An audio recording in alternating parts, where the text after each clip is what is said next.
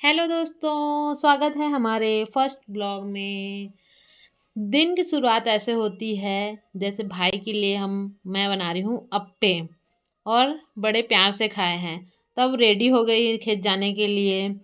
तो ये है हमारा गांव का वीआईपी रोड, जहाँ वीआईपी लोग ही चलते हैं। तो ये हमारा खेत है, हम पहुँच गए जहाँ हम लोग लौकी लगाए हैं। देखो ये छोटे छोटे पौधे KG 1 में हैं, जो थोड़ा पानी कम दो तो मुंह फुला लेते हैं और ज़्यादा दो तो डूब जाते हैं। हर रोज का नाटकबाजी मिलते रहती है। तो चलिए इसे पानी दे देते हैं, नहीं तो इन लोग शिकायत करेंगे।